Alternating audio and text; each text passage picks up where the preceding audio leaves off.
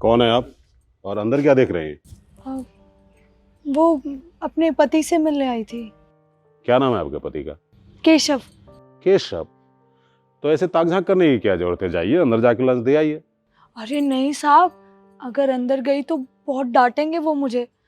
अरे ये क्या बात हो गई? आप अपने पति के लिए खाना लेके आई हैं, आप अंदर जाके दीजिए, अच्छा लगेगा उसको। वो साहब क्या है ना, उन्होंने मना किया है। जहाँ वो काम करते हैं ना, वहाँ पर मुझे आने के लिए उन्होंने सख्त मना किया हुआ है। अगर मैं अंदर गई ना तो बहुत डांट मारेंगे। अरे कुछ कलेश नहीं होगा, रुकिए अभी मैं कॉल करता हूँ। साहब। अरे रुको, केशव जरा बाहर आना।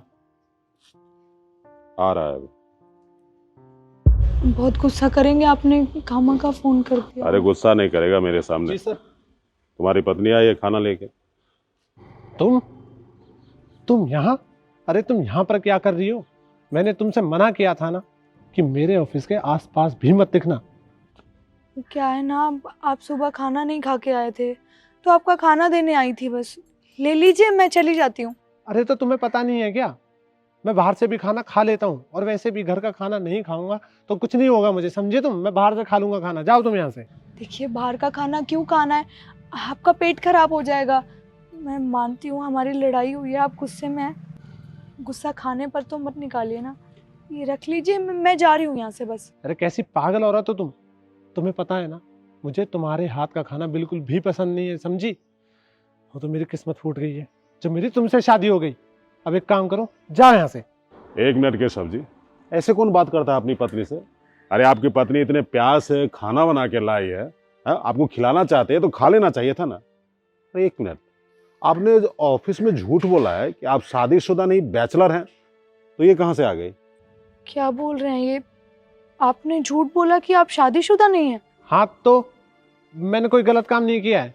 वैसे भी सर आप एक बात बताइए, मैं इतनी अच्छी जगह काम करता हूँ, इतना पढ़ा लिखा हूँ, अगर यहाँ पे किसी को पता चल गया कि मेरी बीवी इतनी अनपढ़ गंवार और गांव से आई है तो मेरी कितनी बेइज्जती होगी यहाँ पर, इसलिए मैंने कुछ गलत नहीं किया है। वाह केशव जी वाह, बहुत बढ़िया है। मतलब आपको ये बताने में शर्म महसूस हो रही है कि आपकी पत्नी देहाती है।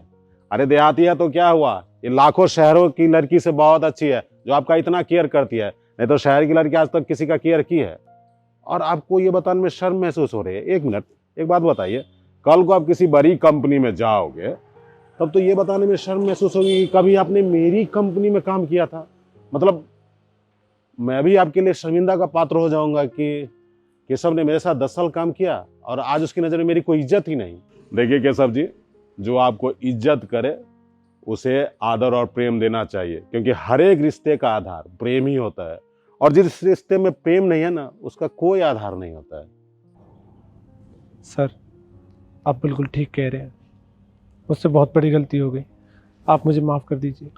अरे माफी मुझसे नहीं, अपनी पत्नी से मांगो। सिद्धि देखो, मुझसे बहुत बड़ी गलती हो गई।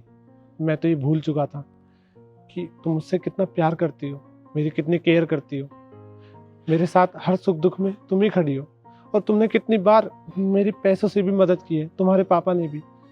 पर पता नहीं मुझे क्या हो गया था, मैं तो मानो अंधा ही हो गया था कि तुम्हारे प्यार को बिल्कुल देख नहीं पाया।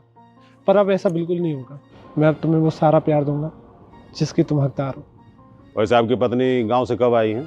साहब 1 महीना। तो केशव ने आपको दिल्ली घुमाया है कि नहीं? नहीं साहब, कहीं लेके नहीं जाते। बहुत बेवकूफ़ इंसान है। एक काम करो, मैं तुम्हें 3 दिन की छुट्टी देता हूँ और अपनी पत्नी को पूरा दिल्ली घुमाओ, और हाँ, लाल किला और कुतुब मीनार तो जरूर ले जाना। जी सर। और तुम्हें शॉपिंग करनी थी ना, चलो मैं तुम्हें शॉपिंग करा के लाता हूँ, फिर हम कहीं घूमने चलेंगे। हाँ। चलो।